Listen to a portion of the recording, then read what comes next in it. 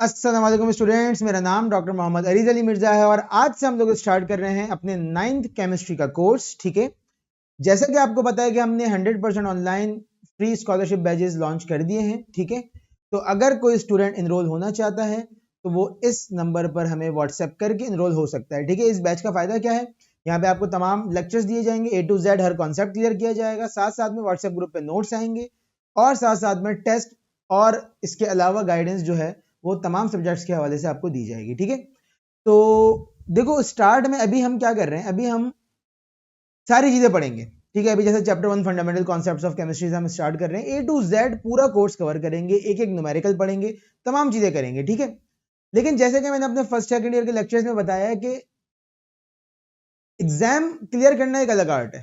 ठीक है, पढ़ना, कॉन्सेप्ट समझना, याद करना एक अलग चीज है और एग्जाम में अच्छे मार्क्स लाना ये एक बिल्कुल डिफरेंट चीज है। ठीक है, क्योंकि हर एग्जाम का एक पैटर्न होता है, एक तरीकेकार होता है। चेकर कुछ कीवर्ड्स देखना चाहता है डेफिनेशंस के अंदर या जवाबात के अंदर। ठीक है, कब कहाँ कौन सा जवाब लिखना है, कब कहाँ कौन सी चीज लिखनी है, कितनी लिखनी है, कितना नहीं लिखना है, ये सारी चीजें आपको इंशाल्लाह मैं पेपर से 1-1.5 महीने पहले, बोर्ड के एग्जाम से 1-1.5 महीने पहले टारगेट पेपर और वर्कशॉप में बता दूंगा। ठीक है, लेकिन अभी हम पढ़ाई का हक अदा करेंगे और A to Z सारी चीजें कवर करेंगे। ठीक है, तो चलो भाई स्टार्ट करते हैं हम अपना सबसे पहला chapter fundamental concepts of chemistry. अब बात सारी यहां से स्टार्ट होती है कि भाई व्हाट इज केमिस्ट्री। ठीक है, अब 9th क्लास का स्टूडेंट है तो इससे पहले वो साइंस पढ़ता हुआ आ रहा है, लेकिन केमिस्ट्री अलग से ब्रांच ऑफ साइंस वो पहली दफा पढ़ रहा है। ठीक है, तो अब मामला ये है कि भाई केमिस्ट्री किसे कहा जाता है, व्हाट इज केमिस्ट्री, इसकी डेफिनेशन क्या है और इसमें हम किन किन चीजों को पढ़ रहे होते हैं। ठीक है, तो देखो बेटा, अगर हम केमिस्ट्री की बात स्टार्ट करें तो केमिस्ट्री की डेफिनेशन है, it is a branch of science. ठीक है, साइंस की ब्रांच है जिसमें हम किस चीज से डील करते हैं, properties and laws governing the properties of matter. ठीक है, या फिर आसान लफ्जों में अगर मैं आपको बताऊं तो chemistry is basically study of matter. Chemistry क्या है, मैटर की स्टडी है। Now what is matter, matter किस चीज को कहा जाता है, तो बेटा मैटर की डेफिनेशन क्या है, anything, anything which have mass and can occupy space। हर वो चीज इस कायनात में जिसका कुछ ना कुछ मास है, जो कि कुछ जगह घेरता है, वो मैटर है। ठीक है, और मैटर से जो चीज या जो ब्रांच ऑफ साइंस डील कर रही है वो है आपके पास क्या, केमिस्ट्री। अब आपने कहा सर ये मास क्या चीज है, हमें नहीं पता मास किस चीज को कहते हैं। मैंने कहा देखो बेटा, मास का मतलब है अमाउंट ऑफ मैटर। मास का मतलब क्या है, mass is basically amount of matter. आपने सर क्या मतलब है, मतलब मैटर में और अमाउंट ऑफ मैटर में क्या मतलब है। मैंने कहा देखो, मिसाल के तौर पे मैं अभी इस चेयर पे बैठा हूं, ये चेयर लकड़ी से बनी है मिसाल के तौर पे, तो इस चेयर का कुछ मास है और इसका कुछ वॉल्यूम है, इसका कुछ वेट है और ये कुछ जगह घेर रही है, ये है मैटर। लेकिन ये चेयर कितनी लकड़ी से बनी है, अमाउंट कितनी मौजूद है इसके अंदर, वो है मास। ठीक है, अब जहां कहीं भी अमाउंट की बात आ जाती है बेटा, अमाउंट किस चीज को कहा जाता है, अमाउंट कहा जाता है मिकदार को। किसको कहा जाता है, मिकदार। ठीक है, तो अब जहां कहीं भी मिकदार की बात आ जाती है वहां पे हमें एक चीज इस्तेमाल करनी पड़ती है और वो है यूनिट। ठीक है, वो है आपके पास क्या, यूनिट। अब अगर हम यूनिट की बात करें तो मास की यूनिट क्या होती है। ठीक है, मिसाल के तौर पे तुम सुबह सुबह उठे, अम्मी ने तुम्हें जो है वो कहा कि जाओ जरा दूध लेकर आ जाओ, बाहर से चाय बनानी है। अब तुम दूध लेने जा रहे हो बाहर, दूध वाले की दुकान पर पहुंचे और तुमने सोते हुए उसको कहा कि भाई दूध दे दो। उसका अगला सवाल क्या होगा आपसे, वो आपसे पूछेगा कितना चाहिए, how much quantity you need, कितनी क्वांटिटी चाहिए आपको। आपने कहा मुझे 1 दर्जन दूध दे दो, वो बुलाएगा आपके पास और चेक करेगा कि भाई तबीयत तबीयत सेट है आपकी, दूध दर्जन में कब आता है, दूध तो लीटर में आता है। तो आपने उसको जो क्वांटिटी है वो तो सही बताया, यानी कि 1, लेकिन जो यूनिट बोली उसके साथ दर्जन, वो गलत बोल दिया। तो दुनिया में तुम कोई भी चीज अगर अमाउंट की बात कर रहे हो किसी भी चीज के लिहाज से, तो तुम्हें उसकी यूनिट बतानी पड़ेगी। ठीक है, मास की यूनिट क्या होती है बेटा, मास की यूनिट होती है ग्राम। ठीक है, और एक और यूनिट हम इस्तेमाल कर रहे होते हैं, वो होती है मोल। ठीक है, मोल, ये हम ज्यादातर केमिकल टर्मिनोलॉजीज में इस्तेमाल कर रहे होते हैं। अब मोल क्या होता है, कैसे कैलकुलेट किया जाता है, और इसके न्यूमेरिकल्स क्या हैं, ये अभी हम देखेंगे थोड़ी देर में।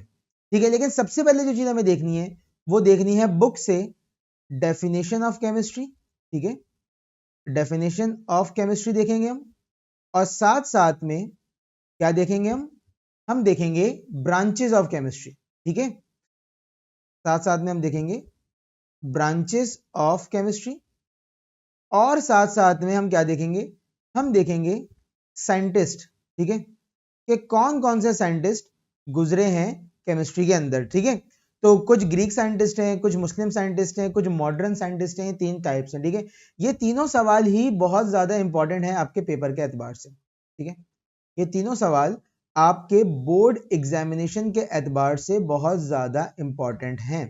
सही है भाई, ये पूछा जाता है। अगर आप 10 ईयर खोल के देखें तो आपको 10 ईयर में हर साल ये 3 सवाल नजर आएंगे लाजमी। ठीक है ना, तो आ जाओ अब जरा हम देखते हैं कि भाई केमिस्ट्री की डेफिनेशन क्या है। तो बेटा सबसे पहले तो अगर हम केमिस्ट्री की बात करें, ठीक है, तो chemistry is a branch of science which deals with the properties, composition and structure of matter. ठीक है, किस चीज से डील करती है, केमिस्ट्री डील करती है properties, composition and structure of matter से। Chemistry also deals with the changes involve in the matter. ठीक है, अब आपने कहा सर चेंजेस का क्या मतलब है, मैंने कहा मिसाल के तौर पे सोचो कि तुमने एक आइस क्यूब लिया, ठीक है, एक बर्फ का टुकड़ा, और तुमने उसको चूल्हे पे रख दिया। ठीक है, थोड़ी देर के बाद क्या होगा, ये सॉलिड है ना, आइस क्यूब क्या है, सॉलिड है, तुमने उसको चूल्हे पे रख दिया, ये किस चीज में कन्वर्ट हो जाएगा, ये लिक्विड में कन्वर्ट हो जाएगा। ठीक है, यानी कि वाटर बन जाएगा। फिर तुमने वाटर को चूल्हे पे रख दिया, अब ये वाटर है, ठीक है, यहां पर इसमें, और ये रखा हुआ है आपने स्टोव पे, चूल्हे पे, यहां से आप हीट दे रहे हैं इसको। तो कुछ टाइम बाद क्या होगा, ये वाटर स्टीम में कन्वर्ट हो जाएगा। किसमें कन्वर्ट हो जाएगा, स्टीम में। सही है, यहां से स्टीम निकलना स्टार्ट हो जाएगी। स्टीम क्या है, वाटर की गैसियस फॉर्म है। स्टीम वाटर ही होता है लेकिन गैस की शक्ल में होता है। ठीक है ना, तो ये जो चेंज आ रहा है ये किस चीज का चेंज है, यह है स्टेट का चेंज। किस चीज का चेंज है, स्टेट का चेंज। ठीक है, तो बेटा बात सारी ये है कि हमारे पास केमिस्ट्री में मिसाल के तौर पे एक चीज सॉलिड से लिक्विड बन रही है और लिक्विड से गैस बन रही है मिसाल के तौर पे। तो यहां पर क्या हो रहा है, यहां पर चेंज आ रहा है, और इस चेंज से भी कौन डील कर रहा होता है, केमिस्ट्री डील कर रही होती है। तो केमिस्ट्री एक साइंस की वो ब्रांच है जो कि प्रॉपर्टीज, कॉम्पोजिशन और स्ट्रक्चर ऑफ मैटर से डील करती है। मैटर के बारे में मैंने आपको बता दिया कि मैटर क्या चीज होती है। ठीक है, और ये चेंजेस, जो चेंज इन्वॉल्व होता है मैटर में, उसको भी डील कर रही होती है। अब चाहे वो स्टेट का चेंज हो, ठीक है, या शेप का चेंज हो, ठीक है, या केमिकल चेंज हो, किसी भी टाइप का चेंज हो, या मॉलिक्यूल की अरेंजमेंट का चेंज हो, किसी भी टाइप का चेंज हो, केमिस्ट्री उससे डील करती है। ठीक है, अच्छा अब यहां पे लिखा हुआ है importance of chemistry in daily life. Daily life में केमिस्ट्री की क्या इंपॉर्टेंस है, तो बेटा ये बुक से पढ़ने वाली चीजें हैं सारी। ठीक है, इसको आप बुक से पढ़ लीजिएगा कि भाई केमिस्ट्री जो है वो मिसाल के तौर पे कुकिंग में, eating and digestion of food are purely chemical processes. ठीक है, खाना बनाना, डाइजेस्ट करना, खाना, सारे केमिकल प्रोसेस हैं। कंस्ट्रक्शन, ठीक है, मिसाल के तौर पे अगर मैं आपसे कहूं कि भाई कंस्ट्रक्शन, एक सेकेंड, अगर मैं आपसे कहूं कि भाई कंस्ट्रक्शन हो गया, क्लीनिंग हो गई, वॉशिंग और होम, मतलब ये सारी चीजें वो हैं कि जो पढ़ने वाली हैं। ठीक है, इसको आपने यहाँ से पढ़ना है, और ये चीजें इंपॉर्टेंट हैं, ये अक्सर जो है वो पूछ ली जाती हैं, इसलिए यहाँ पर क्या बना रहा हूँ, स्टार बना रहा हूँ यहाँ पर। ठीक है, ये पूछ ली जाती हैं चीजें आपसे। सही है, तो ये आपको लाजमी यहाँ से पढ़नी है। ठीक है, अब मिसाल के तौर पर कुछ डिजीजेस के बारे में पढ़ लेते हैं। The diseases transmitted through impure drinking water as cholera, ठीक है, typhoid, dysentery, skin and eye infection can be controlled with the help of chlorine treatment to kill the pathogenic organism to obtain the pure water। कि भाई मिसाल के तौर पे पानी मौजूद है, वो पानी पीने के भी काम आ रहा है, ठीक है, वो नहाने के काम आ रहा है। अब आपको क्या पता है इस पानी में कौन से जर्म्स मौजूद हैं, लेकिन अगर आप क्लोरिनेशन कर दें इस वाटर की, यानी कि क्लोरीन डाल दें इसके अंदर, तो इसके अंदर से जितने जर्म्स हैं वो सारे खत्म हो जाएंगे। तो बेसिकली क्लोरीन क्या है, केमिकल है, और इसका डालना और उसके बाद एक रिएक्शन होना, वो क्या है, वो बेसिकली केमिकल रिएक्शन है। और ये सारी चीजें हम कहाँ पढ़ते हैं, केमिस्ट्री के अंडर पढ़ रहे होते हैं। ठीक है, समझ में आ रही है बात। बहुत सारी ऐसी चीजें जो हम केमिस्ट्री से बना रहे हैं, जैसे कि पीवीसी पाइप्स हो गए, रेफ्रिजरेटर्स हो गए, पेस्टिसाइड्स हो गए, सॉल्वेंट्स हो गए, डिसइंफेक्टेंट्स हो गए, ब्लीचिंग एजेंट्स, ब्लीचिंग पाउडर वगैरह, ये सारी चीजें केमिस्ट्री के अंडर आ जाती हैं। ठीक है बेटा, तो ये तो आपके पास केमिस्ट्री के हवाले से उसकी डेफिनेशन और साथ साथ में उसके यूजेस हो गए डेली लाइफ में। अब आ जाओ ब्रांचेस ऑफ केमिस्ट्री। देखो बेटा, ये बहुत इंपॉर्टेंट सवाल है। ठीक है, ये लाजमी पेपर में शॉर्ट क्वेश्चंस के हवाले से आता है। ठीक है, शॉर्ट में आता है, आपसे कह दिया जाएगा define 3 branches of chemistry, define 4 branches of chemistry, या फिर आपको नाम, एग्जैक्ट नाम लिख के दे दिया जाएगा कि define physical, organic and environmental chemistry, या define physical, organic, inorganic and organic chemistry. तो डिपेंड करता है कि आपको डायरेक्ट नाम भी दिया जा सकता है और आपको डायरेक्ट ऑप्शन भी दिया जा सकता है कि भाई कोई सी भी 4 बता दो। ठीक है, तो हम स्टार्ट कर रहे हैं फिजिकल केमिस्ट्री से। Physical chemistry is a branch of chemistry which deals with relationship between composition, ठीक है, काम के लफ्ज यहां पे मैं कर रहा हूं अंडरलाइन, ठीक है, and physical properties of matter. तो बेटा फिजिकल केमिस्ट्री किससे डील करती है? Composition and physical properties of matter से डील कर रही है। फिजिकल प्रॉपर्टीज क्या होती हैं कि मिसाल के तौर पर अगर मैं आइस की बात करूं तो भाई आइस का मेल्टिंग पॉइंट होता है कितना? 0 डिग्री सेल्सियस। अब ये फिजिकल प्रॉपर्टी है। ठीक है, वाटर का बॉइलिंग पॉइंट कितना होता है? 100 डिग्री सेल्सियस होता है। ठीक है ना, ये तो बातें सबको पता है कि वाटर का बॉइलिंग पॉइंट कितना है। वाटर का बॉइलिंग पॉइंट 100 डिग्री सेल्सियस है। ठीक है ना, तो ये कौन सी प्रॉपर्टी है बेटा? ये फिजिकल प्रॉपर्टी है। वाटर सबसे ज्यादा डेंस किस टेम्परेचर पर होता है? 4 डिग्री सेल्सियस पर वाटर की डेंसिटी सबसे ज्यादा पाई जाती है। तो ये सारी चीजें फिजिकल प्रॉपर्टीज हैं और हम फिजिकल प्रॉपर्टीज को डील कर रहे होते हैं फिजिकल केमिस्ट्री के अंदर। ठीक है, और उनके अंदर चेंजेस क्या आ रहे हैं, ये सारी चीजें हम फिजिकल केमिस्ट्री में पढ़ रहे होते हैं। ठीक है, it also deals with the laws and principles governing the combination of atoms. Atom combine हो रहे हैं, बॉन्ड बना रहे हैं, उसके दौरान कौन से लॉज अप्लाई होंगे, कौन कौन सी फोर्सेस काम करेंगी, किस तरीके से काम करेंगी, ये सारी चीजें किस में आ जाती हैं? फिजिकल केमिस्ट्री में आ जाती हैं। And molecules in the chemical reaction. ठीक है भाई, समझ में आ रही है बात? तो ये सारी चीजें आ जाती हैं किसमें? आपके पास फिजिकल केमिस्ट्री में। सही है, अच्छा अब आओ आगे, ऑर्गेनिक केमिस्ट्री। देखो बेटा, ऑर्गेनिक केमिस्ट्री के बारे में आपको एक बात ये याद रखनी है कि ऑर्गेनिक केमिस्ट्री जो है वो डील कर रही होती है सिर्फ उन एलिमेंट से, उन कंपाउंड से जिसमें पाया जाता है कार्बन, जिसमें सिर्फ क्या पाया जाता है? कार्बन। ठीक है, organic chemistry is the branch of chemistry which deals with the hydrocarbons and their derivatives. ठीक है, यानी कि वो कंपाउंड जिसमें कार्बन पाया जा रहा है, पहले नंबर कार्बन का होना जरूरी है। ठीक है, इसके साथ हाइड्रोजन भी हो सकता है, इसके साथ ऑक्सीजन भी हो सकता है, इसके साथ नाइट्रोजन भी हो सकता है, इसके साथ कोई हेलोजन भी हो सकता है, यानी कि कोई फ्लोरीन, क्लोरीन, ब्रोमीन, आयोडीन, ये सारे एलिमेंट। लेकिन किसका होना जरूरी है? सबसे ज्यादा जरूरी है कार्बन का होना। अगर कार्बन नहीं है तो भाई वो ऑर्गेनिक केमिस्ट्री नहीं है फिर। ठीक है ना, organic chemistry is the study of structure, properties, composition, reaction and preparation of carbon containing compounds. उन कंपाउंड्स की प्रिपरेशन, रिएक्शन, कंपोजिशन, प्रॉपर्टीज हम पढ़ते हैं जिसमें क्या पाया जाता है? कार्बन पाया जाता है। ठीक है, which includes hydrocarbon except oxides. Except oxides का मतलब क्या है कि मिसाल के तौर पे भाई CO2 में कार्बन पाया जा रहा है। अब क्या ये ऑर्गेनिक कंपाउंड है? नहीं, ये इनऑर्गेनिक है, ये इनऑर्गेनिक कंपाउंड है। ठीक है, CO2 ऑर्गेनिक नहीं है। ठीक है, समझ में आ रही है बात? आपने कहा सर तो फिर हमें पता कैसे लगेगा कि ऑर्गेनिक कंपाउंड है कि इनऑर्गेनिक कंपाउंड है? मैंने कहा बेटा याद करना पड़ेगा आपको। ठीक है, ये चीज आपको याद करनी पड़ेगी। आपने कहा सर CO2 में कार्बन तो है, फिर इसको ऑर्गेनिक क्यों नहीं कह रहे हम? मैंने कहा देखो एक मिसाल देके समझाता हूं तुम्हें। मिसाल के तौर पर आम, मैंगो।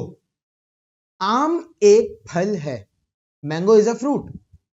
ठीक है, लेकिन हर फल आम नहीं है। Every fruit is not mango. Mango is a fruit but every fruit is not mango.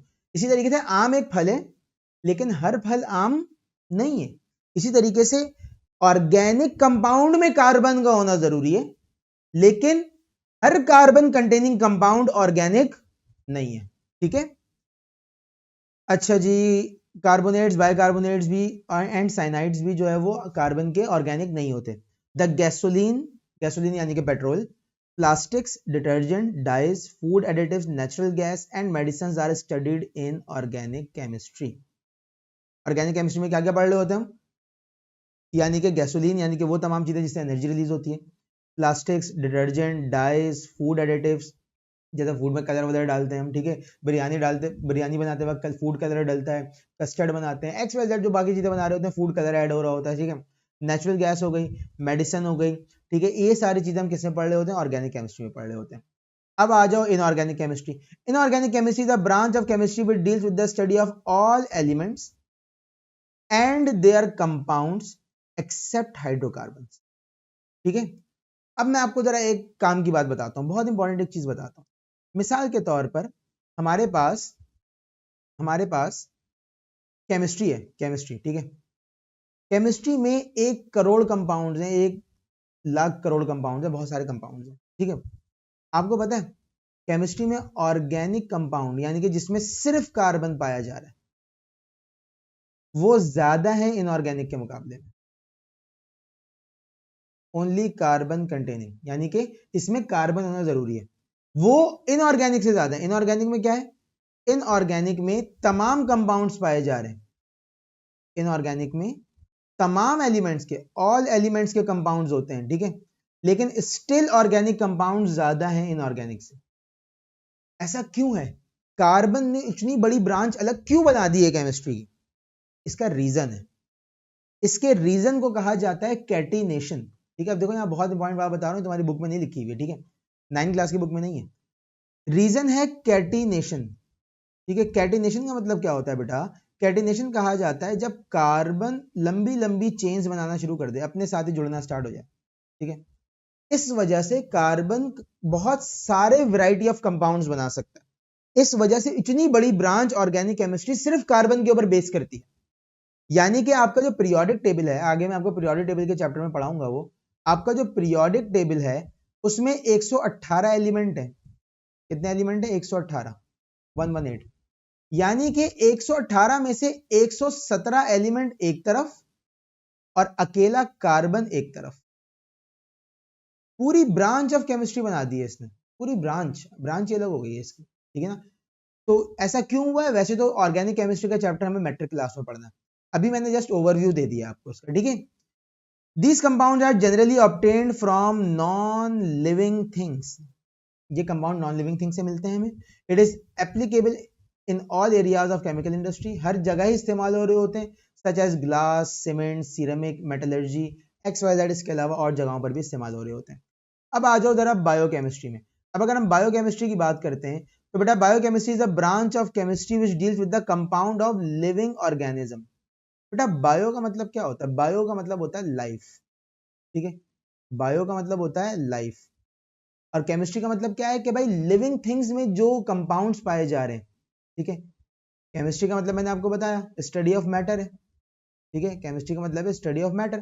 तो बेसिकली हमारी बॉडी के अंदर जो मैटर पाया जा रहा है, जो जो चीजें, जो जो कंपाउंड, जो जो मिक्सचर पाए जा रहे हैं, उन सब के बारे में पढ़ना बायोकेमिस्ट्री कहलाता है, ठीक है। जैसे कि प्लांट और एनिमल्स में जो जो चीजें पाई जा रही हैं, देयर मेटाबॉलिज्म, उनका मेटाबॉलिज्म पढ़ना, अंदर किस तरीके से रिएक्शन हो रहे हैं। मेटाबॉलिज्म का मतलब है बॉडी के अंदर चलने वाले रिएक्शंस, ठीक है।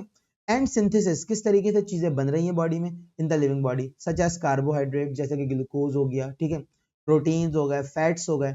Biochemistry helps us to understand how living thing obtain energy from food. आप खाना खाते हो, आपको एनर्जी मिलती है, कैसे मिलती है, पूरा प्रोसीजर है पीछे, पूरा मेटाबॉलिज्म है पीछे। ये हम किस चीज में पढ़ रहे होते हैं, ये हम बायोकेमिस्ट्री में पढ़ रहे होते हैं, पूरा मेटाबॉलिज्म, ठीक है। It tells that how disorder or deficiency of these biomolecule cause diseases. किस तरीके से, मिसाल के तौर पर छोटी सी एग्जांपल दूं मैं आपको, किसी के अंदर विटामिन डी की कमी हो जाए, विटामिन डी कम हो जाए, क्या होगा, उसकी हड्डियां कमजोर हो जाएंगी। किसी के अंदर विटामिन ए की कमी हो जाए, क्या होगा, उसकी आंखें कमजोर हो जाएंगी, ठीक है। किसी के अंदर विटामिन सी की कमी हो जाए, क्या होगा, स्किन डिसऑर्डर हो जाएगा उसको। किसी के अंदर विटामिन के की कमी हो जाए, क्या होगा, उसका ब्लड क्लॉट नहीं होगा। किसी के अंदर विटामिन बी की कमी हो जाए, क्या होगा, उसका नर्वस डिसऑर्डर हो जाएंगे उसके अंदर, और उसके गम्स वगैरह सारे सूज जाएंगे, खराब हो जाएंगे, बेरी बेरी कहते हैं डिसऑर्डर को, ठीक है। तो बेटा ये सारे डिसऑर्डर क्यों हो रहे हैं, विटामिन की कमी की वजह से, और ये सारी चीजें हम कहाँ पढ़ते हैं, बायोकेमिस्ट्री में पढ़ रहे होते हैं, ठीक है। समझ में आ रही है बात। The branch is useful in medicine, agriculture and food science, ठीक है। इसके बाद आ जाओ इंडस्ट्रियल केमिस्ट्री। अगर हम इंडस्ट्रियल केमिस्ट्री की बात करते हैं तो बेटा इंडस्ट्रियल केमिस्ट्री में क्या होता है, branch of chemistry which deals with the study of chemical processes. Chemical process जो कि कहां चल रहे हैं, इंडस्ट्री में चल रहे हैं, involve in the chemical industries for the manufacture of synthetic product like fertiliser, glass, cement and medicine is called industrial chemistry. भाई इंडस्ट्री के अंदर जिस तरीके से काम हो रहा है, जिन जिन तरीकों से रिएक्शन चल रहे हैं, जिन जिन तरीकों से चीजें बनाई जा रही हैं, उसके बारे में पढ़ना क्या कहलाता है? इंडस्ट्रियल केमिस्ट्री कहलाता है। ठीक है, समझ आ रही है बात? अच्छा जी, आगे आ जाओ। मिसाल के तौर पे आप आ जाओ न्यूक्लियर केमिस्ट्री, बहुत इंपॉर्टेंट ब्रांच है, बहुत इंपॉर्टेंट। समझ लो कि न्यूक्लियर केमिस्ट की वो मिसाल है कि अगर मतलब पूरा मुल्क जो है ना, पूरा मुल्क एक वो एक न्यूक्लियर केमिस्ट के एहसान तले दब सकता है। मिसाल के तौर पे एक मुल्क है, मैंने कहा पी, ये एक कंट्री है, एक दूसरी कंट्री है ए, ठीक है, ये दूसरी कंट्री ए। ये पी जो है ये इस ए से डरता है, खौफजदा है, ठीक है, फिर डर रहा है। क्यों डर रहा है? क्योंकि ए के पास क्या है? ए के पास न्यूक्लियर बॉम्ब है। ए के पास क्या है? न्यूक्लियर बॉम्ब है, ठीक है। अगर ए ने न्यूक्लियर बॉम्ब इस पे फेंका तो ये कंट्री तबाह, गई, खत्म, बर्बाद, ठीक है।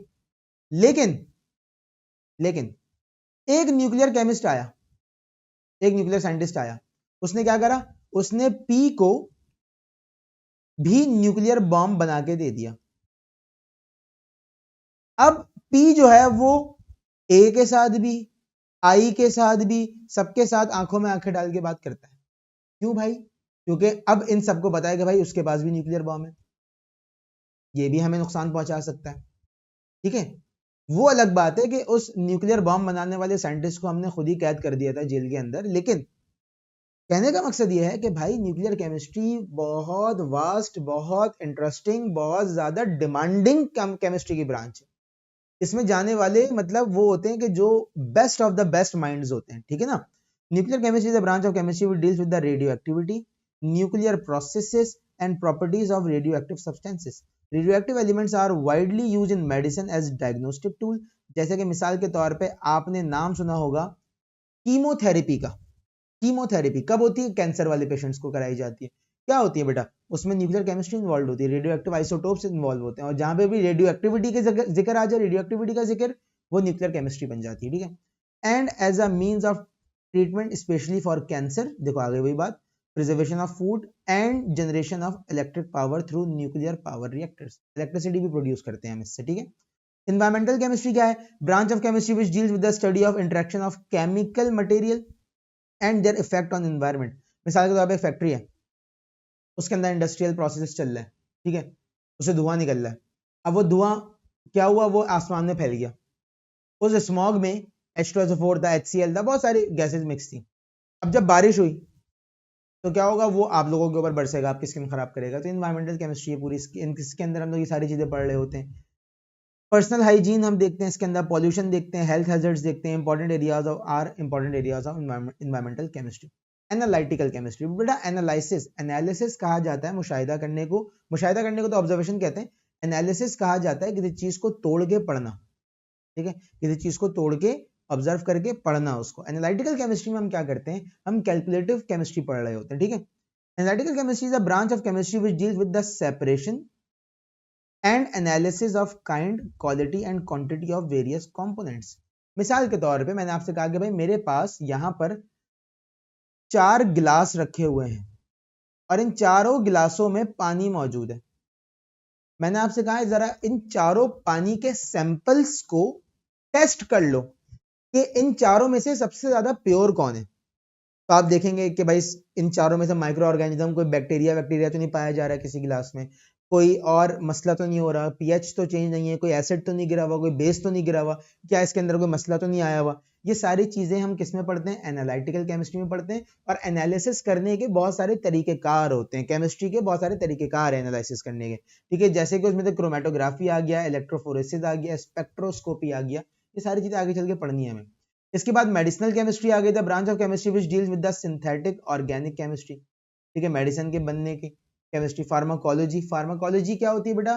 ब्रांच ऑफ मतलब pharmacology is a branch of medicine, या आप ये कह लो कि it is a branch of science, जिसमें हम क्या डील करते हैं? जिसमें हम डील करते हैं effect of drug on human body and effect of body on human drug, effect of human body on drug, ये दोनों चीजें हम पढ़ रहे होते हैं इसके अंदर, ठीक है। यानी कि एक दवाई बॉडी पर क्या असर डालेगी और इन रिस्पॉन्स बॉडी उस ड्रग के साथ क्या करेगी। एक को कहते हैं फार्मेकोकाइनेटिक्स, एक को कहते हैं फार्मेकोडायनेमिक्स, ठीक है। ये सारी चीजें हम इसमें पढ़ रहे होते हैं, ठीक है। अच्छा जी, and various biological species, the medicinal chemistry is used in synthesis of chemicals, bioactive molecules, drugs and pharmaceutical agents, ठीक है। जैसे मिसाल के तौर पर पेनाडोल है, अब पेनाडोल किसी ना किसी प्रोसेस के थ्रू तो बनी होगी ना, किसमें पढ़ेंगे हम, फार्माकोलॉजी में पढ़ेंगे और मेडिसिनल केमिस्ट्री में पढ़ेंगे या फिर इंडस्ट्रियल केमिस्ट्री में पढ़ेंगे, ठीक है। क्वांटम केमिस्ट्री अगेन बहुत इंपॉर्टेंट और बहुत मुश्किल ब्रांच ऑफ केमिस्ट्री, ठीक है। Quantum physics, quantum mechanics, quantum chemistry, ये वो सब्जेक्ट्स हैं पूरे पूरे कि जिनको most toughest and hardest subject consider किया जाता है, ठीक है। The branch of chemistry which deals with application, mechanics and experiment of physical models in chemical system. It is also called molecular quantum mechanics. आगे वही बात, quantum mechanics सबसे मुश्किल स्टडी है ये, ठीक है। Green chemistry, branch of chemistry which deals with the study of processes and designing products which are composed of less hazardous substance. मिसाल के तौर पे आजकल आपने रोडों पर हाइब्रिड कार्स चलती हुई देखी होंगी, हाइब्रिड कार्स जैसे कि प्रियस हो गई, एक्वा हो गई, ठीक है। हाइब्रिड कार्स, इसमें क्या होता है कि इसमें इलेक्ट्रिकल इंजन और गैसोलीन इंजन यानी कि पेट्रोल वाला इंजन, ठीक है, ये मिक्स हो जाता है और मिलाकर एक हाइब्रिड इंजन बनाया जाता है जो कि कम पॉल्यूशन फैलाता है। फिर अब तो मार्केट में इलेक्ट्रिकल कार्स आ गई हैं, आपको पता है कंपनी है टेस्ला जिसने ये चीजें स्टार्ट करी, क्या भेजना शुरू कर दी, ईवी कार्स, इलेक्ट्रिकल व्हीकल्स उसने बनाना शुरू कर दिए, ठीक है। वो तो पूरा बैटरी पे चलते हैं, यानी कि कोई चीज जली नहीं रही, इंजन है ही नहीं उसके अंदर, तो वो धुआं भी नहीं फेंकेगा, धुआं नहीं फेंकेगा पॉल्यूशन भी नहीं होगा, ठीक है। तो ये सारी चीजें हम कहाँ पढ़ रहे होते हैं, ग्रीन केमिस्ट्री में पढ़ रहे होते हैं। तो बेटा ये आपके पास सारी जो है वो ब्रांचेस ऑफ केमिस्ट्री थी, ठीक है। ये आपने अच्छे तरीके से पढ़नी है, याद करनी है चीजें, ये बहुत ज्यादा इंपॉर्टेंट है, ठीक है। अब आ जाओ जरा साइंटिस्ट वगैरह को देख लेते हैं कि हमारे पास कौन कौन से साइंटिस्ट हैं, उन्होंने क्या क्या काम करा था, ठीक है। हिस्टोरिकल बैकग्राउंड ऑफ केमिस्ट्री, सबसे पहले आ गया हमारे पास ग्रीक साइंटिस्ट। ग्रीक साइंटिस्ट वो है कि बेटा जो बीसी में आया था, यानी कि बिफोर क्राइस्ट। बीसी का मतलब होता है बिफोर क्राइस्ट, यानी कि हजरत ईसा के पैदा होने से भी पहले का जमाना, ठीक है। जैसे कि अभी हमारे पास जो एयर चल रहा है, मिसाल के तौर पे चल रहा है 2030 चल रहा है मिसाल के तौर पे। अब ये 2030 है, इसका मतलब है कि हजरत ईसा को आए हुए 2030 साल गुजर चुके हैं। एक जमाना हजरत ईसा से पहले का था, उसको कहते हैं बीसी, ठीक है। तो 384 से 322 बीसी के पीरियड में, ठीक है, कौन आया, एरिस्टोटल आया। अब आपने कहा है सर हमने तो जैसे ये पढ़ा हुआ है कि जैसे कि मिसाल के तौर पे पाकिस्तान 1947 में आज़ाद हुआ, उसके बाद कायदे आज़म का इंतकाल 1948 में हुआ, ठीक है। अब जैसे कायदे आज़म की अगर बात करें तो कायदे आज़म 1876 में पैदा हुए थे, ठीक है। कायदे आज़म 1876 में पैदा हुए और 1948 में उनका इंतकाल हुआ, अल्लाह उनको जन्नत नसीब करे, ठीक है।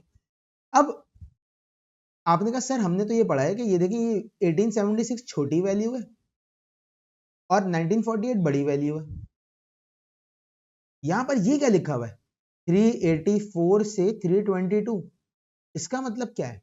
मैंने कहा बेटा देखो यहां पर सीन ये है कि यह है 0, इसके बाद आया 1 2 और अभी चल रहा है क्या, कौन सा ईयर, मिसाल के तौर पर अभी 2025 चल रहा है, मिसाल के तौर पर 2025 चल रहा है मिसाल के तौर पर।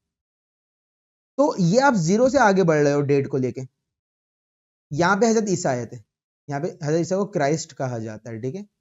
यहाँ पे क्राइस्ट आए थे ईसा, ठीक है। इससे पहले का जो दौर था वो कम होता हुआ आ रहा था, ठीक है। 0 से पहले का क्या है कि भाई हजरत ईसा से 384 साल पहले से लेकर हजरत ईसा से 322 साल पहले तक ये जिया बंदा, एरिस्टोटल, अरस्तु कहते हैं उर्दू में, ये उसकी एज है। यानी कि हजरत ईसा के आने से 384 साल पहले पैदा हुआ और हजरत ईसा के आने से 322 साल पहले मर गया। तो ये है आपके पास इसकी डेट ऑफ बर्थ की ये कहानी, ठीक है। इसने क्या करा था भाई, proposed idea of a substance as a combination of matter, कि भाई मैटर जो है वो सब्सटेंस जो है वो मैटर के कॉम्बिनेशन से मिलके बना है।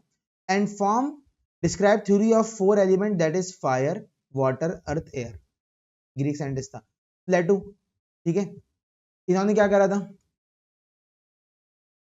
था, propose term element as composition of organic and inorganic bodies with particular shape. Greek थे ये भी, ठीक है। इसके बाद डेमोक्रिटस, ठीक है, इन्होंने क्या करा था, propose the idea of atom an invisible particle of matter, ये भी ग्रीक थे। जाबिर इब्न हयान, यहाँ से स्टार्ट हुए हैं बेटा मुस्लिम साइंटिस्ट, यहाँ से स्टार्ट हुए हैं मुस्लिम साइंटिस्ट, और ये सवाल एग्जाम में आता है। Define contribution of any 3 Muslim scientist in chemistry, अब तुम्हें बताने होंगे। जाबिर इब्न हयान ने क्या करा था, इन्वेंटेड एक्सपेरिमेंटल मेथड, अब देखो ये एडी में है, आफ्टर डेथ, एडी का मतलब होता है आफ्टर डेथ, ठीक है, आफ्टर डेथ ऑफ क्राइस्ट। अभी क्या चल रहा है, अभी जोन सा भी एयर चल रहा है, तो उस एयर का नाम लिख के हम उसके आगे एडी लगा देंगे, ठीक है, यानी कि 2025 एडी, 2025 साल गुजर चुके हैं हजरत ईसा को गुजरे हुए आफ्टर डेथ, ठीक है। अच्छा, 721 से 803 के दरमियान जाबिर इब्न हयान जो है वो हयात थे, और इन्होंने क्या करा, invented experimental method of Muslim nitric acid, hydrochloric acid and white lead, extraction of metal from their ores and dyeing clothes. ओर किसको कहा जाता है बेटा, ओर कहा जाता है जमीन से जिस शक्ल में धात या मेटल निकलता है उसको ओर कहते हैं, ठीक है। इसके बाद आ जाओ अल-राजी। अल-राजी कब से कब तक जिंदा थे बेटा, ये थे आपके पास 862 से 930 तक, ठीक है। इन्होंने क्या करा, इन्होंने prepared ethyl alcohol bye fermentation process, ethyl alcohol बनाया, इथाइल अल्कोहल को इथेनॉल भी कहते हैं, ठीक है ना। और इथेनॉल बेसिकली वो जो पीने वाली शराब होती है उसको कहा जाता है, मुस्लिम साइंटिस्ट है, ठीक है। और ये बहुत सारी दवाइयों में भी इस्तेमाल हो, ऐसा नहीं सिर्फ पीने पिलाने के काम आती है, बहुत सारी होम्योपैथिक की दवाइयां हैं जिसमें इथेनॉल इस्तेमाल हो रहा होता है, ठीक है। इसके बाद अल बैरूनी 1973 से 1048 एडी में मौजूद थे, determine densities of different substances. Ibn Sina, ठीक है, इनको हम अबू अली सीना को बेटा फादर ऑफ केमिस्ट्री भी कहा जाता है। Contributed in medicine, philosophy and astronomy, Muslim scientist है, ठीक है। इसके बाद कौन आ गया, रॉबर्ट बॉयल। यहां से स्टार्ट हो गया मॉडर्न साइंटिस्ट, यहां से स्टार्ट हुए आपके पास कौन, मॉडर्न साइंटिस्ट, ठीक है। ये मॉडर्न है सारे, बहुत ज्यादा मॉडर्न है, ठीक है। रॉबर्ट बॉयल आ गए, ठीक है। रॉबर्ट बॉयल 1627 से 1691 तक जिंदा थे। क्या करा, put forward idea of chemistry as an systemic investigation of nature discovers the gaseous laws. आगे चल के मैं आपको बॉयल्स लॉ पढ़ाऊंगा, जब मैं आपको पढ़ाऊंगा ना क्या चीज, स्टेट्स ऑफ मैटर का चैप्टर, ठीक है। आगे बढ़ के मैं आपको दिखा देता हूँ यहाँ पर ना, स्टेट्स ऑफ मैटर के चैप्टर में आपके पास बॉयल्स लॉ मौजूद है, ठीक है। आ जाओ मैं आपको जरा दिखाता हूँ। तो इस वजह से आपको ये सारी चीजें, बेसिक चीजें बहुत अच्छे तरीके से पढ़नी है, क्योंकि आगे ये सारी चीजें बहुत डिटेल में आएंगी बेटा आपके पास, ठीक है, समझ आ रही है बात। तो ये चीजें आपने अच्छे तरीके से पढ़नी है, सही है। देखो ये आपके पास आ गया chapter physical states of matter, ठीक है। और यहाँ पर देखें आप, यहाँ आपके पास आएगा ये रहा बॉयल्स लॉ, ये लिखा हुआ, ठीक है। आगे ये फिजिकल स्टेट्स ऑफ मैटर में पेज नंबर 98 पर अगर आप देखें तो पेज नंबर 98 पर बॉयल्स लॉ लिखा हुआ है। तो बॉयल्स का लॉ आगे आएगा, हम पढ़ेंगे कि बॉयल्स ने क्या करा, ठीक है। अभी हम वापस आ जाते हैं कि भाई इनकी कॉन्ट्रीब्यूशन क्या थी, ठीक है। अभी हम सिर्फ कॉन्ट्रीब्यूशन पर है। तो देखो बॉयल्स ने क्या करा था बेटा, बॉयल्स ने बेसिकली आइडिया दिया था गैसियस लॉ के हवाले से। उसके बाद जे ब्लैक साहब आ गए, इन्होंने कार्बन डाइऑक्साइड डिस्कवर की थी, स्कॉटिश साइंटिस्ट थे। जे प्रेस्ली आ गए, इन्होंने क्या करा, oxygen, sulphur dioxide and hydrogen chloride बनाया था, इंग्लिश साइंटिस्ट थे। इसके बाद सील आ गए, क्लोरीन डिस्कवर करी थी। कैवेंडिश आ गया, हाइड्रोजन डिस्कवर करी थी, ठीक है। लेव्यूसर आ गया, oxygen is one of the fifth of the air. इन्होंने ये पता करा था कि भाई ऑक्सीजन, अगर मैं पूरे एयर को 100% गिन लूं तो इस एयर में से 100% में से 20% हिस्सा ऑक्सीजन पे कंसिस्ट करता है, और ये बात कुछ हद तक बहुत ज्यादा सही है, ठीक है। इसके बाद जॉन डेल्टन आए, इन्होंने क्या करा, इन्होंने एटॉमिक थ्योरी दी कि भाई एटम की थ्योरी क्या है। इसके बाद गे लुजैक साहब आ गए, इन्होंने क्या करा, discovered the water is composed of 2 parts hydrogen and 1 part of oxygen, यानी कि H2O का फॉर्मूला बना दिया गे लुजैक साहब ने, ठीक है। Discovered several chemical and physical properties of air and other gases, French scientist थे। एवोगैड्रोस इंतहाई इंपॉर्टेंट साइंटिस्ट भाई, चालाक आदमी और इंतहाई इंपॉर्टेंट साइंटिस्ट, ऐसी बात कर दी कि चैलेंज ही नहीं हो सकती, ठीक है। आगे पढ़ाऊंगा आपको जब न्यूमेरिकल, इसी चैप्टर में जब न्यूमेरिकल कराऊंगा ना आपको आगे, तो देखो यहाँ पे एवोगैड्रोस आएगा तुम्हारे पास आगे, यहाँ पे तुम्हें दिखाता हूँ। देखो ये आपके पास आया फॉर्मूला मास, ठीक है। यहाँ पर आपके पास टॉपिक आएगा मोल एंड एवोगैड्रो नंबर, ठीक है। ये रहा topic, mole and Avogadro's number. ये आगे इसी चैप्टर में कराऊंगा अभी इसके न्यूमेरिकल, सही है। तो इंतहाई चालाक आदमी था, क्या करा था वो यहाँ पर आगे आगे बता दूंगा तुम्हें, ठीक है। लेकिन अभी इतना समझ लो कि भाई जो एवोगैड्रो साहब थे, उन्होंने क्या करा, उन्होंने Avogadro's law that equal volume of gases under constant temperature and pressure contain equal number of molecules, Italian थे, ठीक है। क्या करा इन्होंने, आगे अभी डिटेल से पढ़ते हैं, ठीक है। जैक चार्ल्स ने क्या करा, डिस्क्राइब गैसियस लॉस। पेटिट ने क्या करा, describe the chemical classical expression for molar specific heat and certain chemical elements, French थे। जे ब्रिजिलियस बहुत इंपॉर्टेंट है, क्या करा, इंड्यूस सिंबल बनाए एलिमेंट में। अब मिसाल के तौर पे आप कार्बन लिख रहे हो, आपको पता है कि भाई कार्बन का सिंबल जो है ना वो सी होता है। अगर आप सोडियम लिख रहे हो तो आपको पता है कि सोडियम का सिंबल जो है ना वो Na होता है। नेट्रियम इसका ग्रीक वर्ड है, ग्रीक नेम है, सही है। इसके बाद आपको पता है कि भाई आरेनियस साहब ने क्या करा, आरेनियस साहब, मेंडलीव बहुत इंपॉर्टेंट है भाई। मेंडलीव ने पता है क्या करा, पीरियोडिक अरेंजमेंट करी, ठीक है, रशियन था।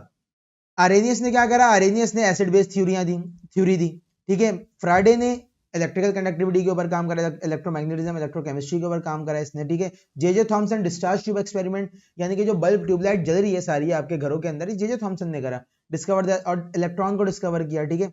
William crooks discharge tube experiment होता है जे थॉमसन मैकेनिज्म से, ठीक है। नील बॉर्ड ने क्या करा, हाइड्रोजन स्पेक्ट्रम के ऊपर काम करा। रदरफोर्ड ने आपको एटॉमिक मॉडल दिया सबसे पहला, ठीक है, nuclear structure of the atom, ठीक है। इसके बाद श्रोडिंगर ने आपको क्वांटम मैकेनिकल मॉडल दिया एटम का। इसके बाद डी ब्रॉगली ने आपको क्या दिया, डी ब्रॉगली हाइपोथेसिस दिया, यानी कि पार्टिकल की ड्युअलिटी, कि भाई लाइट जो है या फिर लाइट पार्टिकल नेचर है अगर, ठीक है, तो पार्टिकल एक वक्त पे एक जगह मिल रहा है हमें, उसकी स्पीड क्या होगी, उसका मोमेंटम क्या होगा, ये सारी चीजें क्या दी, डी ब्रॉगली ने दी। और उसने ये बताया कि भाई पार्टिकल नेचर तो है लेकिन साथ में छोटी सी वेव भी जुड़ी हुई होती है उसके साथ, ठीक है। नेथ बोस ने क्या करा, propose fourth state of matter, Indian थे, प्लाज्मा बताया फोर्थ स्टेट ऑफ मैटर, ठीक है। एल्बर्ट आइंस्टाइन, कौन नहीं जानता आइंस्टाइन साहब को, propose fourth state of matter, German थे। कॉर्नेल ने क्या करा, synthesise the first Bhoj Einstein condensate, American थे। कार्ल वीमन ने क्या करा, ये अभी तक अलाइव है, ठीक है, प्रोड्यूस फर्स्ट बोज आइंस्टाइन कंडेंसेट, ठीक है, ये भी अमेरिकन है। एक भी पाकिस्तानी मौजूद नहीं है, ठीक है। खैर पाकिस्तानी साइंटिस्ट तो बेटा बहुत बड़े बड़े हैं, लेकिन बस ये है कि उभरने नहीं दिया जाता उनको, ठीक है। तो बेटा यहाँ पर आपका इस चैप्टर का इंट्रोडक्शन पूरा मैंने कवर करा दिया है, ठीक है। सारी चीजें ब्रांचेस ऑफ केमिस्ट्री और साथ साथ में ये साइंटिस्ट की तमाम चीजें कवर हो गई हैं हमारी, ठीक है। अब हम जाएंगे अपने बहुत ही इंपॉर्टेंट टॉपिक्स की तरफ, बेसिक डेफिनेशंस, ठीक है। और ये डेफिनेशन हमें बहुत अच्छी तरीके से करनी है, क्योंकि यहीं से फिर आगे हमें पता लगेगा कि न्यूमेरिकल कैसे सॉल्व होंगे, ठीक है। तो हम वापस आते हैं, तो हमने ये सारी चीजें कर ली हैं, कवर्ड फ्रॉम बुक, यहाँ पर लिख देता हूं मैं, ठीक है, कवर्ड फ्रॉम बुक, ये हो गई हैं सारी चीजें हमारी, सही। और अब हम जाएंगे आगे अपनी बेसिक डेफिनेशंस मैटर वगैरह के ऊपर इस लेक्चर के नेक्स्ट पार्ट में, ठीक है बेटा।